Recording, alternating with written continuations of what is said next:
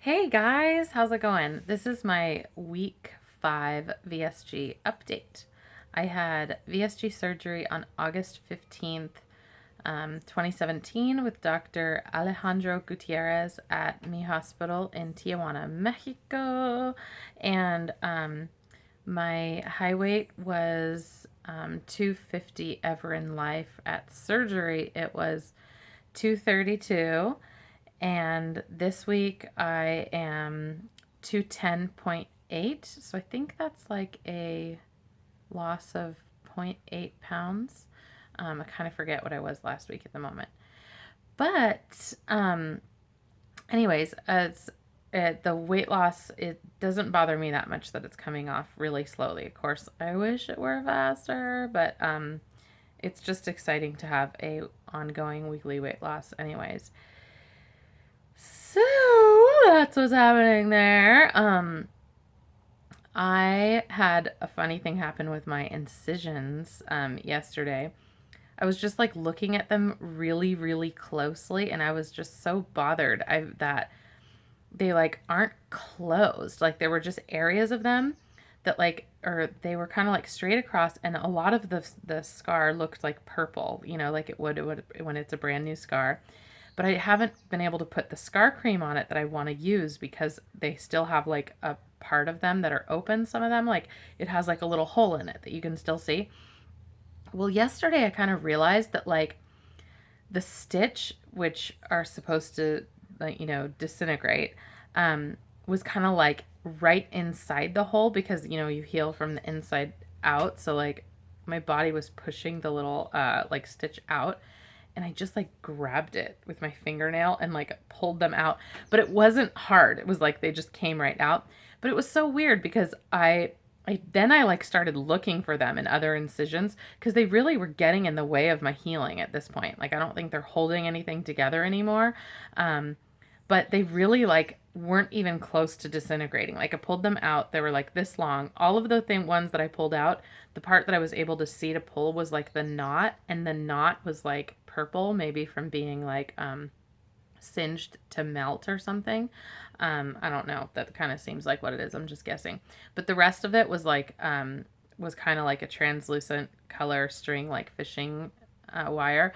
But it was just weird because they didn't look at all like I'm 5 weeks out, and they don't look at all like something that would ever disintegrate.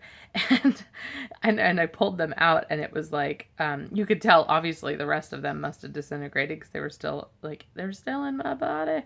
But yeah, it was just trippy. And then since doing that yesterday, I noticed that the scars, like they are actually closing now. The little parts that were kind of like these little tiny holes that were like this big. It was like a little round hole like in each one, and they're already like closing up now. So they really were just like the fact that they weren't disintegrating was getting in the way of my tissue being able to just like attach. So I'm glad that I did that. Um, my hair is red. Not that you guys care that much, but feels weird to not say anything. So last year I dyed my hair. I went blonde, like just for fun, and then actually this I did because tonight I have an audition, or actually I was gonna have an audition. I don't think I'm gonna go. There was a it's really funny. I dyed my hair for an audition. I'm not going to.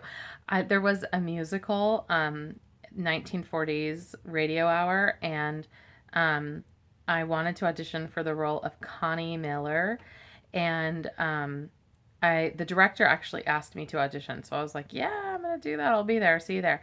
And I was gonna go and sing "Shoe Fly Fly." Maybe I'll still go just to see if I get the role, just because it would be fun. I'm sort of curious to know if I would get it. But I just realized I was thinking about it, and I was thinking I'm so busy in life right now, and being in a musical does sound really fun. But if I were gonna really carve out all the time it's gonna take me to drive to this rehearsal, be in a play, have this much, have this big experience, I was like, it's actually not musical theater. That wouldn't be like my ultimate dream hobby to do on the side for fun.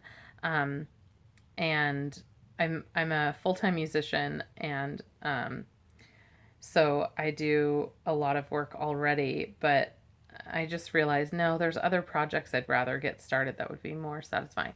So, anyways, all that to say, I dyed my hair just for Connie Miller, who was a redhead, and now I'm like, this is weird. I'm not used to it yet. Um, so I want to talk about the growth hormone. This is random, but I've been learning a lot about the growth hormone and intermittent fasting. And this is kind of one of the reasons that I'm like okay with my slow weight loss, is because I actually care more about the intermittent fasting than I do the weight loss. Um, I think if I were shoving down like all the protein that like typically is recommended for VSG, and drinking as much water as is recommended for VSG, that like maybe I would have shed more pounds by now. But the reason I'm doing the intermittent fasting instead is because I know that I will lose weight anyways. Also with intermittent fasting, and I'm trying to lower my growth hormone because I want my cells to rebuild and I want my skin to heal. So I'm trying to.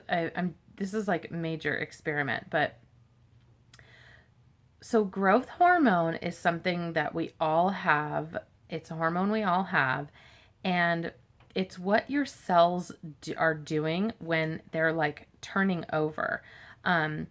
So what happens when you do intermittent fasting is your cells as they exist actually repair themselves. So this happens even like in with your brain chemistry too. Like your brain cells create new connections.